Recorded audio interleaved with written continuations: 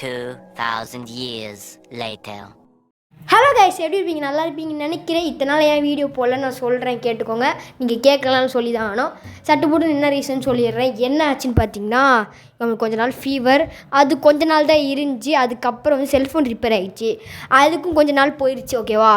ஆனால் நம்ம ரொம்ப டைம் எடுத்து தான் வீடியோ போட்டு, நான் ரொம்ப நாள் ஆயிடுச்சு வீடியோ போட்டு, ரொம்ப மாதங்கள் ஆயிடுச்சு, ஓகேவா? நடுவில் வேறு ஸ்டடீஸ், இந்த எக்ஸாம்லாம் வந்துச்சு.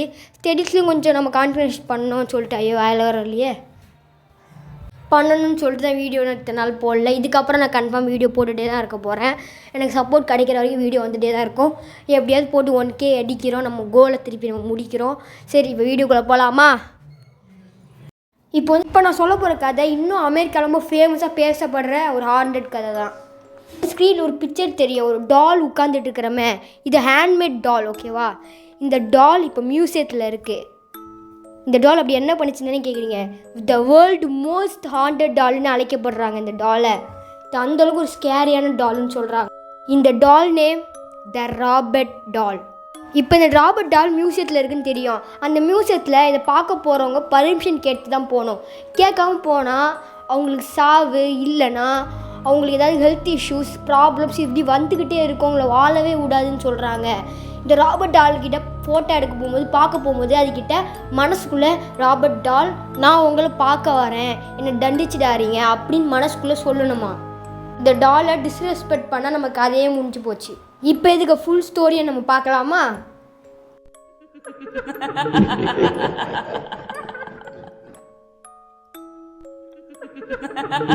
சரி, இந்த கதைக்குள்ளே போகிறதுக்கு முன்னாடி இந்த டால்க்கு ஹைட் எவ்வளோ இருக்குன்னு பார்த்து 3 feet ஹைட் இருக்கும்.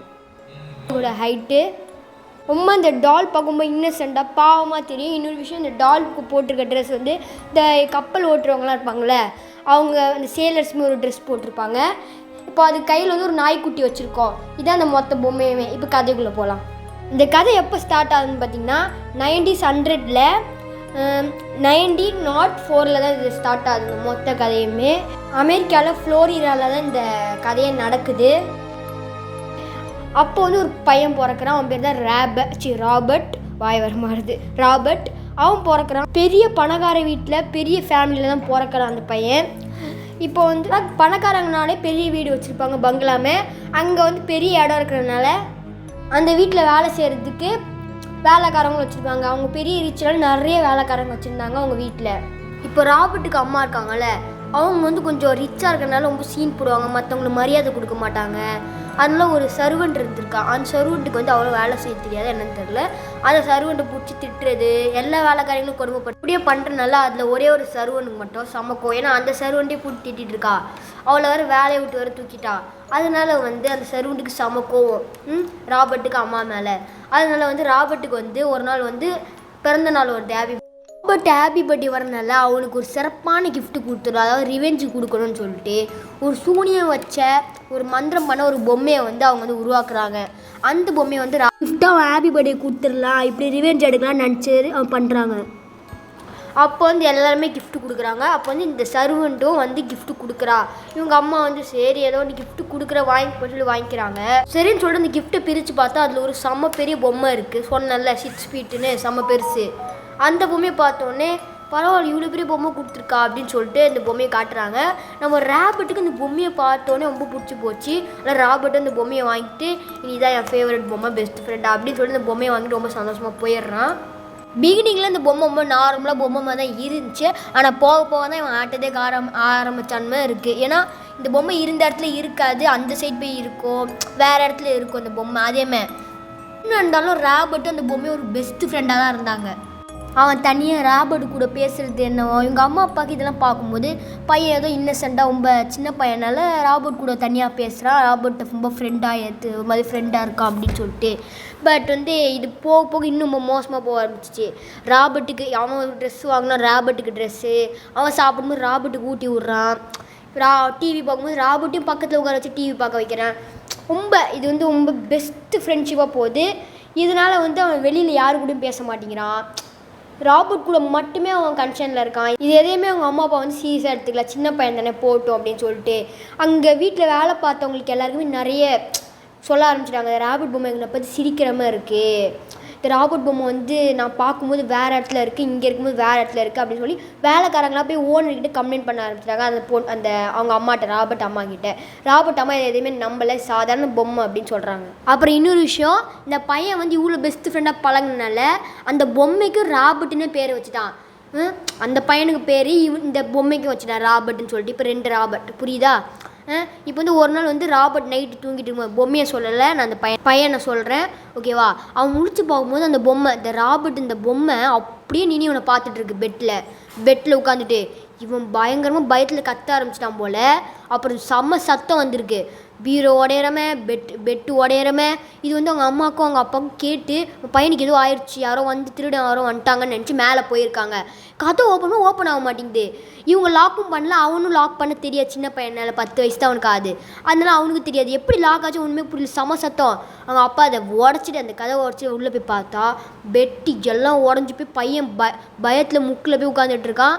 பார்த்தா அந்த பொம்மை மட்டும் அப்படியே கூலாக அங்கே நின்றுட்டுருக்கு. உடனே அவங்க அம்மா அப்பாவும் கேட்குறாங்க ராபர்ட் கிட்ட, யார் இதெல்லாம் பண்ணா அப்படின்னு கேட்கும்போது அவன் சொன்ன பதில் செம ஷார்க்கு. அந்த பொம்மை தான், ராபர்ட் தான் இதெல்லாம் பண்ணுச்சு அப்படின்னு சொல்லிட்டாங்க. இது சொன்னோன்னே அவங்களாம் நம்ப முடியல. 10 வயசு பையன் சொல்கிறது யார் தான் நம்புவா?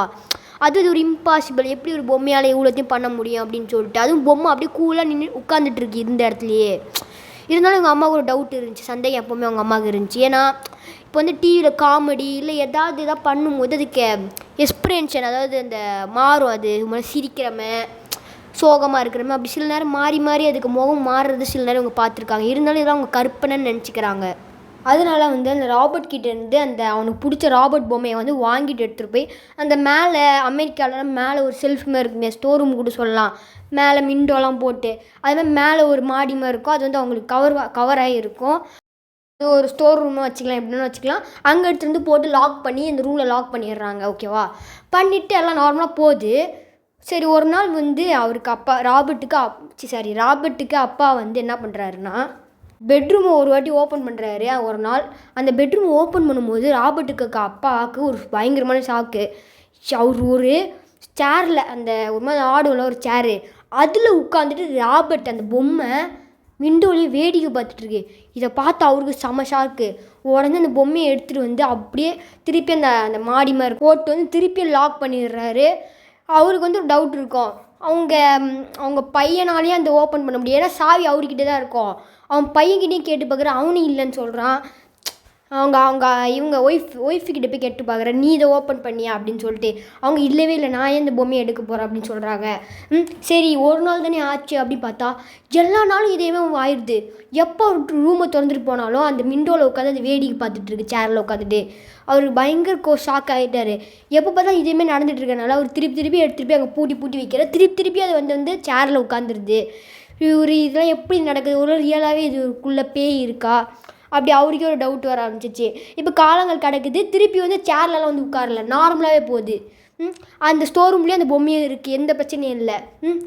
அதுக்கப்புறம் தான் இப்படி நடக்குது. இன்னொரு விஷயம், ரோட்டில் வந்து ஒருத்தர் நடந்து போகும்போது அப்படியே வீட்டை பார்த்துட்டே போகும்போது வீட்டு நடுவில் அந்த மேலே மாடியில் நின்று ஜன்னல் வழியே இவரே பார்க்குது. இது வந்து ரோட்டில் யாரோ ஒருத்தர் போகிறாங்க. அவர் இதை பார்த்துட்டு செம பயத்தில் ஓடிடுறாரு அந்த இடத்த விட்டு. இதேமாதிரி இந்த வீட்டை நிறைய பேர் கிராஸ் பண்ணுறாங்க, குழந்தைங்க பெரியவங்க. இவங்க இந்த வீட்டை கிராஸ் பண்ணாலே அவங்களுக்கு ஏதாவது ஆயிடுது. வீடே ஒரு சாபமான வீடுமே ஆயிடுது. இந்த வீட்டை கிராஸ் பண்ணி போட்டாலும் அவங்களுக்கு எதுவுமே நல்லதாகவே நடக்காது. அந்த பொம்மை வேடிக்கை பார்க்குற மாதிரி தெரியும். இதேமாதிரி நிறைய பேருக்கு ரோட்டில் போகிறவங்களுக்கு நடக்குதுன்னு சொல்லியிருக்காங்க. அப்படியே காலங்களும் போது கடைசியாக வந்து நம்ம ராபர்ட் அந்த பாய் பொம்மை கிடையாது, ராபர்ட் நல்லா பெருசாக வளர்ந்துடுறான். அவங்க அம்மா அப்பா வந்து இறந்து போயிடுறாங்க. ராபர்ட் நல்லா பெருசாக வளர்ந்துடுறான், ஓகேவா? அவன் வேறு வந்து இந்த வீட்டுக்கு வந்து திருப்பி வரான், ஓகேவா? திருப்பி வந்து வரான். இந்த வாட்டி அவனுக்கு ஒய்ஃப் இருக்குது, அவனுக்கு ஒரு ஃபேமிலியுமே இருக்குது, ஓகேவா? அந்த வீட்டில் வந்தோடனே வந்து எல்லோரும் சந்தோஷமாக தான் இருக்காங்க. பட் கொஞ்சம் போக திருப்பியும் இந்த ராபர்ட்டால் அவனுக்கு ஞாபகம் வருது. ஸ்டோர் ரூமில் தானே அடிச்சு போட்டான், திருப்பி போய் அந்த டால் எடுத்துகிட்டு வந்துட்டு திருப்பியும் அந்த டால்கிட்ட பேசுகிறது, சின்ன வயசில் பேசினது வேறு, இப்போ வளர்ந்தாலும் பேசிகிட்டு இருக்கான். அதனால இவங்க ஒய்ஃபுக்கு வந்து சந்தேகம் வருது, இதே இப்படி பண்ணுறான் அப்படின்னு சொல்லிட்டு. அதனால வந்து ஒய்ஃபுக்கு இவனுக்கு சண்டை வருது, செம்ம சண்டை வருது. ஃபேமிலி பீரு கட்டத்துக்கு போது இந்த பொம்மையை சில நேரம் சிரிக்குது. அவர் இந்த ஒய்ஃப் வந்து சிரிக்கிற சவுண்டு கேட்குதுன்னு சொல்லியிருக்காங்க. இதே மாதிரி நிறைய நடந்திருக்கு. ஆனால் ராபர்ட்டுக்கு மட்டும் இது எதுவுமே வந்து நடக்கலையாம். ராபர்ட்டை வந்து ராபர்ட் வேலைக்கு கூட போக மாட்டேங்கிறான். அந்த பொம்மைக்கிட்டே பேசிட்டு சின்ன பிள்ளைல நடந்தமே எல்லாத்தையுமே பண்ணுறானா. இப்படியே போக பிரச்சனையிலேயே அவங்க ஃபேமிலி போய் கடைசியாக வந்து ராபர்ட் இறந்தும் போயிடுறாரு. வயசாகி இறந்து போயிடுறாரு. இப்படியே அந்த கதை முடிஞ்சிருது இந்த வாட்டி. இப்போ வந்து புது ஃபேமிலி வந்து இந்த வீட்டை வந்து விலைக்கு வாங்கி குடியேறி வராங்க. புது ஃபேமிலிக்கு ஒரு பொண்ணு இருக்கா. ஓகே, ஒரு சின்ன பொண்ணு, குட்டி பொண்ணு. அந்த பொண்ணு வந்து ஸ்டோர் ரூமை வந்து ஓப்பன் பண்ணும்போது திருப்பி அந்த பொம்மை அவள் கையில் மாட்டுது. சரியா, இன்னொரு ஃபேமிலிக்கிட்ட இந்த எப்படி அந்த ராபர்ட் பண்ணாலும் அந்தேயுமே இந்த பொண்ணு பண்ண ஆரம்பிச்சிருச்சு. பட் போக போக இந்த ராபர்ட் வந்து பயங்கரமாக வந்து பொருளை தூக்கி அடிக்கிறது எப்படி அவங்களுக்கு நடந்துச்சு அதே மாதிரி இந்த ஃபேமிலிக்கு நடக்குது எல்லாமே. இதனால் இந்த பொம்மை இனி ஒரு நிமிஷம் கூட இங்கே இருக்கக்கூடாதுன்னு சொல்லி ஒரு மியூசியமுக்கு கொடுத்துட்டாங்க. ஓகேவா, அது டொனேஷன் மூலமாக ஒரு மியூசியமுக்கு போயிடுச்சு. இந்த பொம்மை வேறு ஃபேமஸாக இருந்துச்சா, இப்படியெல்லாம் பண்ணுது ஏன்னா அந்த வீட்டை கிராஷ் பண்ணி போனால் அந்த பொம்மையை நிறைய பேர் வெளியில் பார்த்தேன்னு சொல்கிறாங்கல்ல, அதனால் இந்த பொம்மை ஃபேமஸ். அதனால் மியூசியத்தில் இந்த பொம்மையை எடுத்துட்டாங்க. ஃபஸ்ட்டு ஒரு நார்மல் பொம்மைன்னு சொல்லிட்டு தான் மியூசியத்தில் வச்சுருக்காங்க. மியூசியத்தில் இருக்கிற மற்ற பொம்மைங்களாம் உடைய ஆரம்பிச்சிச்சு. மியூசியமே கொஞ்சம் கொஞ்சமாக லாஸ் ஆகிட்டு இருந்துச்சு. மியூசியத்தில் இருக்கிற பொருளெல்லாம் காணாமல் போகிறது, இந்த பொம்மை வச்ச இடத்த விட்டு வேறு இடத்துல போகிறது, இதெல்லாம் நடக்கிறதுனால மியூசியத்தில் இருக்கிறவங்களும் ஓகே இதில் இதுக்கு ஏதோ டேஞ்சர்ஸ் இருக்குதுன்னு சொல்லி அது ரொம்ப ஸ்ட்ராங்கான ஒரு கண்ணாடி பெட்டியில் போட்டு மியூசியத்தில் அடைச்சிட்டாங்க. இப்போது மியூசியத்தில் தான் இருக்குது அந்த பொம்மை. அதனால் மியூசியத்துலேயே வந்து ஒரு போர்டு ரெடி பண்ணி இங்கே வந்து ராபர்ட் இருக்கான், ரொம்ப கோவக்காரன், நீங்கள் அவங்ககிட்ட பர்மிஷன் கேட்டு தான் எதாவது பண்ணணும். ராபர்ட் கிட்டே போய் கேட்டு, ராபர்ட் நான் ஃபோட்டோ எடுக்க போகிறேன், செல்ஃபி எடுக்க போகிறேன், இல்லை எதாக இருந்தாலும் நீங்கள் மனசுக்குள்ளே ஒரு வாட்டி ராபர்ட் கிட்டே பர்மிஷன் கேட்கணும், அந்த பொம்மைக்கிட்ட ஓகேவா கேட்கணும் அப்படின்னு சொல்கிறாங்க. இந்த பொம்மை இப்போ எப்படின்னு தெரியுதா, ஒரு பர்மிஷன் இல்லை டிஸ்ரெஸ்பெக்ட் கொடுத்து அந்த பொம்மை நம்மளை மொத்தமாகவே அழிச்சிடும் வாழ விடாமல். அந்தளவுக்கு இது பயங்கரமான பொம்மை. இப்போ வந்து இந்த கதையை கேட்க கூட கொஞ்சம் நார்மலாக இருக்கலாம். பட் இந்த பொம்மை பக்கத்தில் நீ இருந்து பார்த்தீங்கன்னா எந்த அளவுக்கு பயங்கரமான ஒரு ஹாரர் இதை கொடுக்குன்னு தெரியாது. இதனால தான் இந்த பொம்மையை ரொம்பவே மோஸ்ட் ஹாண்டட் டால்னு சொல்கிறாங்க. அப்புறம் என்னங்க, அந்த வீடியோ முடிஞ்சு போச்சு. ஓகே, இதுவே நிறைய வீடியோஸ் காத்துட்ருக்கு. இன்னும் நான் கொஞ்சம் ஹார்ட் ஒர்க் பண்ணி இன்னும் எடிட் பண்ணி நல்லா போடுறேன். உங்களுக்கு ஏதாவது வீடியோ வேணுன்னா கமெண்டில் கேளுங்க, கன்ஃபார்ம் போடுறேன். அடுத்த ஒரு வீடியோ இன்னும் நான் நல்லா பண்ணி சூப்பராக போடுறேன். வேறு என்ன வீடியோஸ்லாம் இருக்குது காத்துட்ருங்க. ஓகே, டாட்டா, பாய் பாய்.